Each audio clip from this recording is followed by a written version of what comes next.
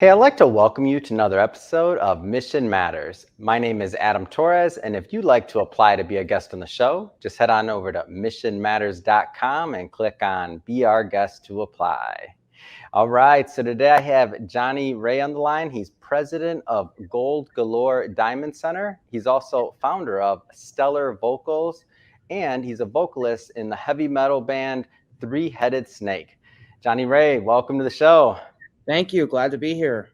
Man, I still say I've been telling people all week about this interview, and I'm like, I think this might be the best headline of 2021 for sure. Singer sings heavy metal, slings precious metal. I'm like, come on, talk about the two different sides of the spectrum for singing heavy metal and also being in the jewelry business and working with precious metal. So we'll get into all of that, of course, as we go through the interview. But we'll start this interview with, like we start them all, with our Mission Matters Minute. So Johnny, we at Mission Matters, we amplify stories for entrepreneurs, executives, and experts. So that's our mission here. Johnny, what mission matters to you? Honestly, being kind to people, treating people with respect, just trying to, walk in the light, pretty much. That's the mission that matters to me. It's awesome. So love bringing mission-based individuals on the line to really share why they do what they do and, where their heart's at in all their endeavors. So thank you for sharing that.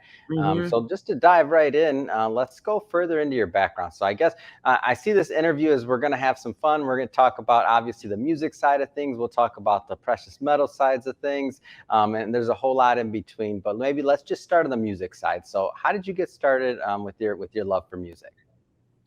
Oh, geez. I mean, I was a little kid sitting by myself, listening to records, anything I could get my hands on. We had a little record player, and I would just sit and listen to music constantly. And I guess my mom had noticed my love for music, so she eventually bought me a piano and got me piano lessons at age 11, and that's pretty much what started it. I had, was introduced to different types of bands. Like at 12 years old, introduced to Metallica and, found out about Pantera and all these bands growing up. And I was bullied a lot as a kid. So a lot of the heavy metal music really appealed to me because it was like a way for me to get out the anger, so to speak. So like those early influences, tell me a little bit more about like what led you down this path into heavy metal. Well, pretty much like I said, there was it just appealed to me, the sound wise. I did, like I said, I was bullied as a kid. So, that sort of stuff just really appealed to me because it was about fighting back. It was about taking charge of your life. That sort of stuff, the kind of stuff that they sing about in heavy metal music, plus I love to bang my head. I don't know. I feel like those are two requirements, right? If you don't like those two, then come on, you're kind of in the wrong and as you get older, then the other requirement's a chiropractor. Got it. So let's talk a little bit more about or on the other side of the coin, talk about a little bit about how you got into precious metals and how you got into the jewelry business. And I see, by the way, so tell us a little bit more also about your backdrop. I was like, this is also really a unique thing. This is our shop, where we've been in business almost 40 years. Wow. My mom started this in the early 80s. We don't know the exact date, but we're guessing around 1984. And it's been in the same location all these years. My mom ran it for years. Then my uncle ran it for years. My dad ran it for years. And I've been running it almost 12 years. April next year will be my 12th year owning the business. And so, that's pretty much how I got on it. In it, I've been running around this place since I'm 3 years old. So, yeah, that's one of the things. I was gonna say, so you were, I mean, I grew up in kind of having a family business and legacy like that, to where I remember, going around there and then hearing about my grandmother, and like like she's like, oh, I grew up here, and then like going on further than that, I'm like, wow, it amazes me. What was it like growing up in that atmosphere in a family business? I feel like it's a different upbringing slightly. Well, I would say that your life revolves around the business. Mm-hmm. Just like if you were to, grow up on a farm, like you Yeah. have to tend to the farm, right? This is the farm. These are the crops, you know, and we have to harvest the crops. You know what I'm saying? Like, so Mm-hmm. pretty much growing up that way, you got to fast track and realize in the realization that this is your priority. Mm-hmm. This is what puts food on the table. This is what, you know, gives you a place to live and so on. So it's important. What I love about established family businesses and legacy and things like that, and kind of carrying on the torch, is I feel like you learn a lot about people, and you learn about a lot, like, about a different value set. Let's just say that maybe, I'm not saying everybody doesn't have values, but it's a different value set when you have that name on the line, when you're the new face, so to speak. Because I remember seeing Mhm. that kind of in my family, and my brother, he was the one that went down the route of the family business, and he's still in the face of that. And I see like some of the things that he goes through and some of the things he learned. What are some of the values and just some of the things that, core wise, were kind of handed down to you that you now pride yourself in as you are carrying the torch of the family business? Well, honestly, no business survives that shafts people, Yeah. that treats people badly. So, you grow up realizing that being honest to people is of the utmost importance. Treating everybody with respect, whether or not they walk in a suit or they Mm-hmm. walk in you know, covered in lawn clippings, construction workers, no matter who comes in, they get the same amount of respect. And it's a lot of respect, because people come in here to spend their hard-earned money. They get all the respect. They end up with a wow experience. That's awesome. And so tell me a little bit about just about the culture and how you keep everything together at Gold Galore Diamond Center. Can you clarify? So tell me a little bit more about the culture, like the culture. Is it still family? Is it still mostly family working there? Like, tell me a little bit Oh, more okay. about the. Yeah, so it's my wife and I, and my two sons, which are 15 and 17, have been working on and off, part time, Mhm. learning the business. So it's there, the next generation's coming up. I can see in the future, 60 years, 70 years, 80 Mm. years in business. My sons grew up learning the same values and morals that I have, Yeah. and I think that they'll run the business just as I do, Mm. and just as my dad did and my mom did. We have a couple employees. Yeah. One of them I worked with at Circuit City back in 2000, and I she. haven't heard that name in a while. Oh yeah, that place is long gone. Yeah. Some of the um, youngins listening right now are like, "What's that? What's he talking it's about?" basically That like was the best ever once upon a time. It's Boomer Best Buy. Yeah. Yeah. So, but anyway, her and I worked together, and Mhm. she was always a really outgoing, Yeah. bubbly person, and I thought she was a really great fit. She has the same morals that we have. Mhm. And then we have a jeweler that works for us. He's been doing jewelry repair and jewelry custom stuff and all that for 40 plus years. Wow. So he's super talented. He's quick, Mhm. and he's a great guy. We love working with Brian. Let's shift gears a bit. So I want to Mhm. spend some more time on the music side of things. So Stellar Vocals. So now, obviously you have your music career, and we'll talk about your band in a moment. I know you're in multiple bands, but we'll talk about that in a moment. But let's get into the idea of teaching and what led you down this path, and tell us a little bit more about Stellar Vocals.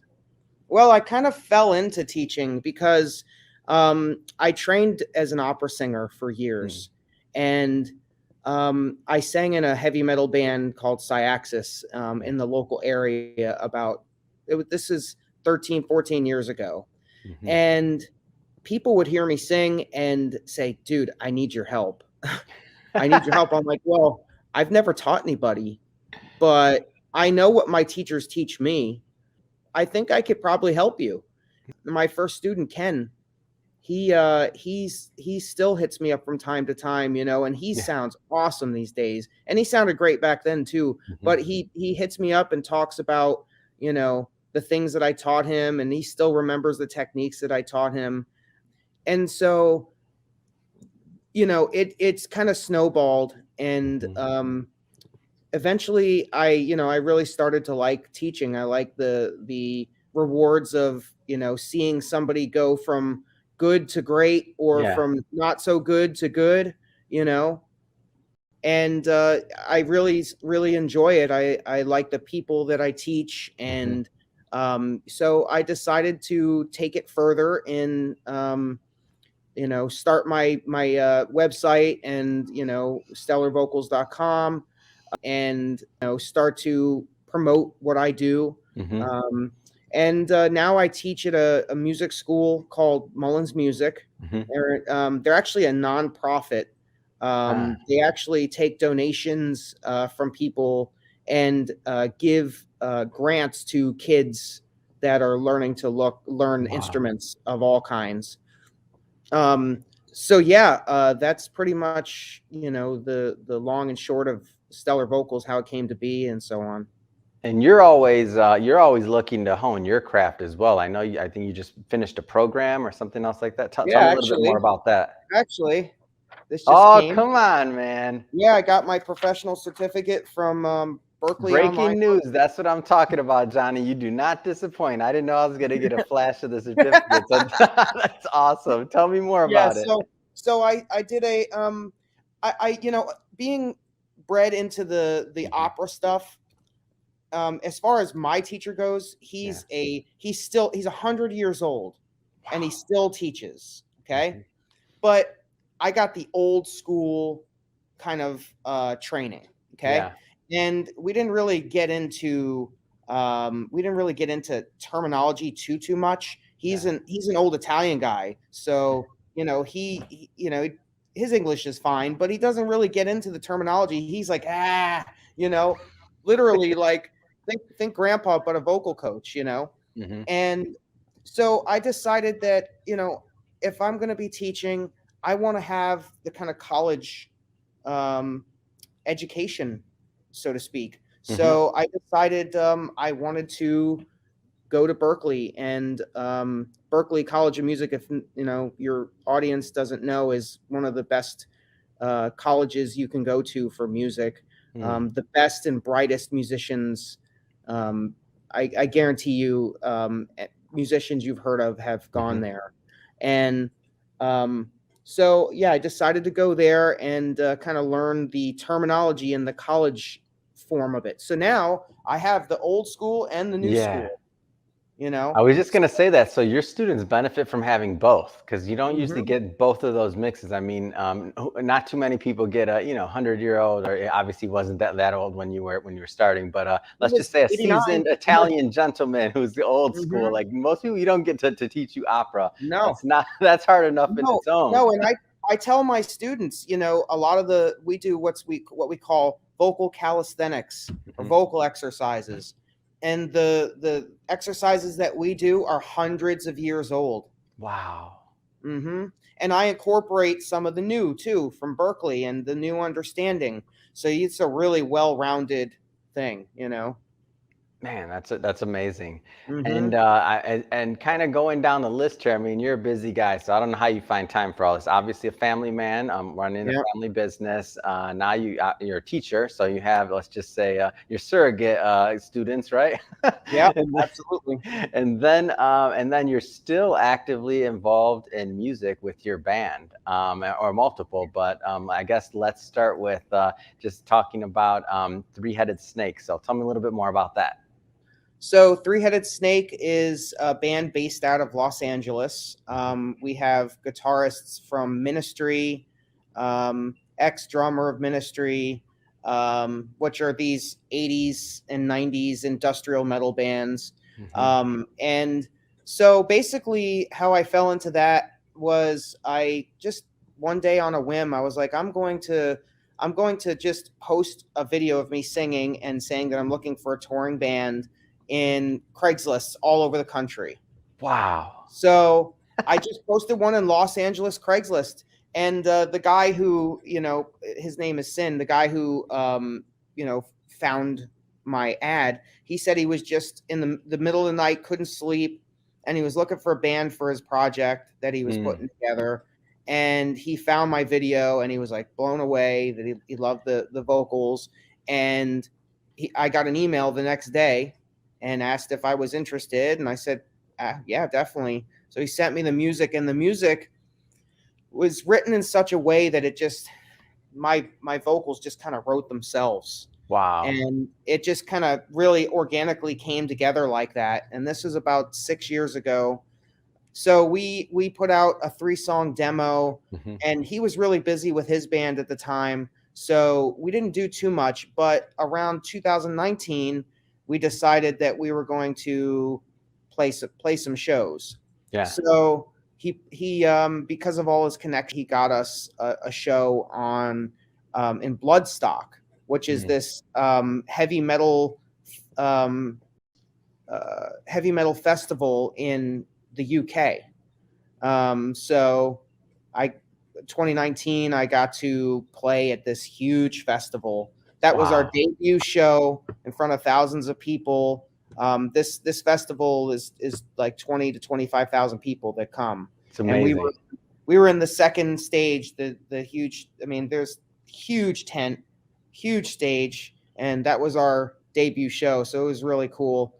Really great experience flying to England and, living the rock star life for a little bit. But then we were supposed to do a bunch of touring last year. We were supposed to tour all summer. And of course, you know what happened. Yeah. Yeah. So that kind of put the kibosh on it. So as far as it goes, we're planning next year. We're planning on next year getting back out there and doing the thing. So, man, that's awesome. It's not the part about obviously what happened on the tour, but I can't this is one of those stories that you hear and you're like, what?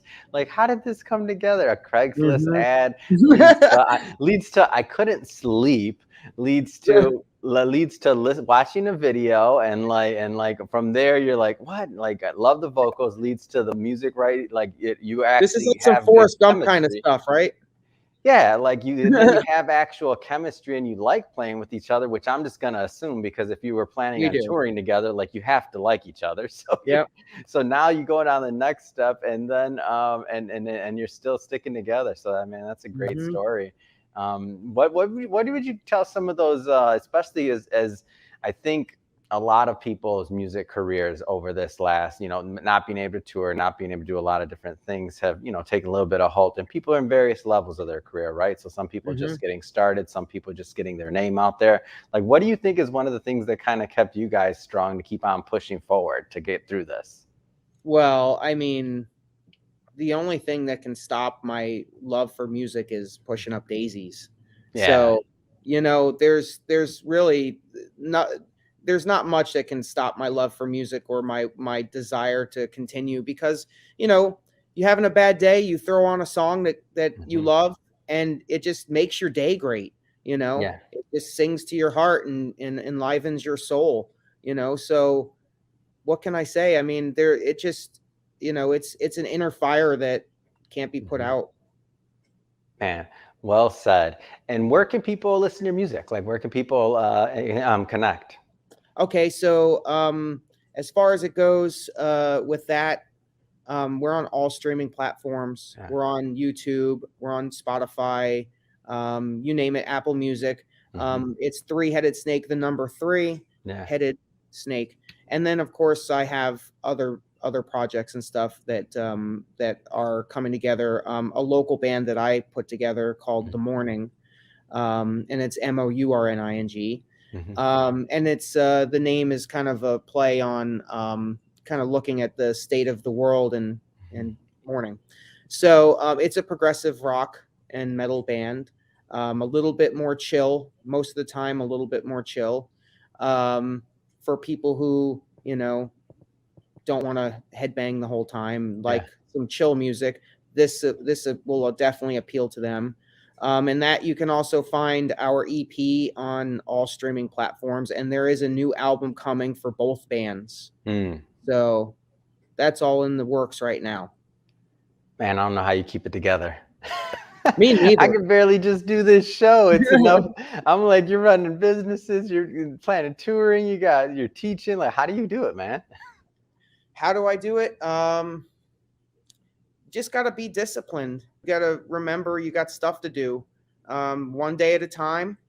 And, also the love of it. The love of it keeps me going. The nostalgia of being raised here with my parents and, all that kind of keeps me going with the jewelry. And my dad always liked jewelry, and it just kind of sat with me. And I love, sitting down with somebody who is getting engaged or needs a gift for their grandchild or, needs a birthday gift for their wife. I love being part of that and helping them create this like awesome moment in somebody's life, so we really work hard to do that. I mean, we even down to the boxes that we give with the jewelry. We have little boxes that have lights in them that when, you could be in a dark room and hand them the gift and it just like shines because of this little LED light in the box. I mean, we plan every detail meticulously. And so to answer your question, just the love of all of this keeps me going, honestly.